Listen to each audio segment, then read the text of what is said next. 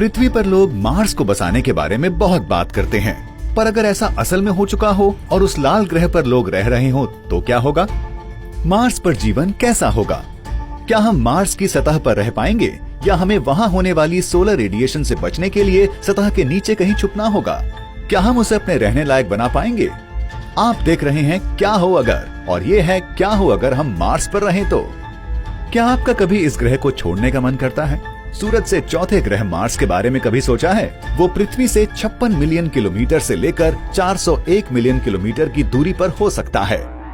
अगर आप पृथ्वी से लॉन्च होने वाले सबसे तेज स्पेसक्राफ्ट से भी वहां जाएं, तो ग्रहों की पोजीशन के अनुसार आपको वहां पहुंचने में 40 दिनों से लेकर 9.5 महीनों का समय लग सकता है। और स्पेस में इतना टाइम बिताने के बाद आप आखिर में मार्स को क्षितिज पर सूखा और बेजान पाएंगे। क्या आप वहां जिंदा रह पाएंगे? मार्स पर जिंदा रहने के लिए आपको क्या चाहिए होगा? सबसे पहले आपको ऑक्सीजन बनाना सीखना होगा। मार्स का वायुमंडल बहुत पतला और 95% कार्बन डाइऑक्साइड से बना हुआ है। आप जिंदा रहने के लिए सारा ऑक्सीजन अपने साथ नहीं ला सकते, बल्कि आपको कई मशीनों जैसे कि नासा की मॉक्सी की मदद से कार्बन डाइऑक्साइड से ऑक्सीजन निकालना होगा। इससे न सिर्फ आपको और मार्स पर रहने वाले लोगों को सांस लेने लायक हवा मिलेगी, बल्कि ये आपको लिक्विड ऑक्सीजन प्रोपेलेंट भी सप्लाई करेगा। इससे आपका रॉकेट पृथ्वी पर वापस आ पाएगा, अगर आप वापस आना चाहते हैं तो। मार्स पर फसल उगाने लायक उपजाऊ मिट्टी नहीं है। आपको हाइड्रोपोनिक्स का इस्तेमाल करना होगा, जहां आप अपनी फसल को मिनरल और पोषक तत्वों के घोल में उगाते हैं, बिना मिट्टी के। पानी न होने के कारण वहां की आबादी अपनी जरूरत का सिर्फ 20% खाना ही उगा पाएगी। बाकी सारा आपको पृथ्वी से मंगवाना होगा। पर आप ताजे मांसाहारी खाने की अपेक्षा न रखें, सारा खाना सूखा हुआ आएगा। बाकी आबादी के साथ आप शायद हवा के प्रेशर से बनी हुई बिल्डिंग्स में रहेंगे, मगर ज्यादा संभव है कि आप सतह के नीचे चले जाएंगे, क्योंकि मार्स पर ग्लोबल जियोमैग्नेटिक फील्ड नहीं है और वहाँ का वायुमंडल भी बहुत पतला है। तो मार्स की ऑर्बिट के ऊपर रेडिएशन का लेवल इंटरनेशनल स्पेस स्टेशन से 2.5 गुना ज्यादा है। ये मनुष्य के सहने के लिए काफी ज्यादा है। सन टैनिंग भूल जाएं, वहाँ सूरज पृथ्वी से आधा दिखाई देगा। और अगर आप बाहर जाना चाहते हैं और जिंदा वापस आना चाहते हैं, तो आपको एक स्पेस सूट की जरूरत होगी, जिससे आप वहाँ न के बराबर एटमॉस्फेरिक प्रेशर और रेडिएशन से बच सकें। आपका सूट आपको गर्म भी रखेगा, जो कि जरूरी है क्योंकि मार्स पर तापमान बहुत कम होता है।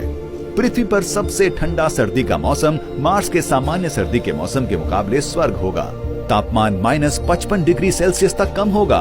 पोल्स पर और ठंड होगी, जहां तापमान -153 डिग्री सेल्सियस तक भी गिर सकता है।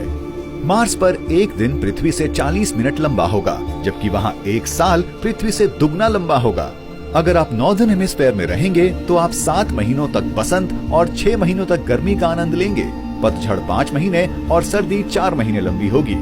और न सिर्फ वहाँ तापमान कम होगा, बल्कि वो एक हफ्ते के अंदर बड़े ही प्रभावशाली ढंग से बदल भी सकता है। इस बदलाव के कारण अक्सर धूल भरे तेज तूफान आते हैं। ये आपको नुकसान तो नहीं पहुंचाते, पर आपके सारे इलेक्ट्रॉनिक्स के इस्तेमाल में बाधा डाल सकते हैं। ये भी ध्यान रखिए कि मार्स पर ग्रेविटी पृथ्वी का 1/3 है।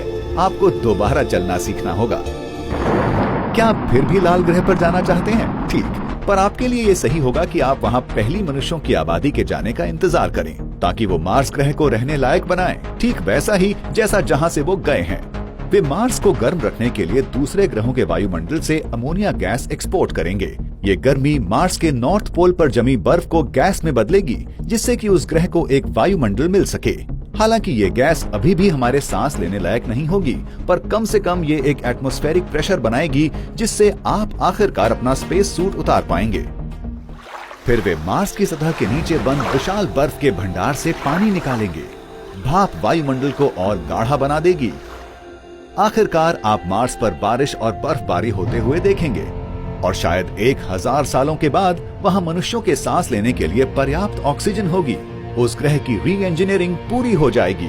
क्या मार्स पे रहना ऐसा कुछ है जो आप आजमाना चाहेंगे, या फिर यहाँ पृथ्वी पर आपके पास जो है उसे बचा के रखना चाहेंगे? नीचे कमेंट करें और हमें बताएं, और जुड़े हमसे अगली बार क्या हो अगर पे।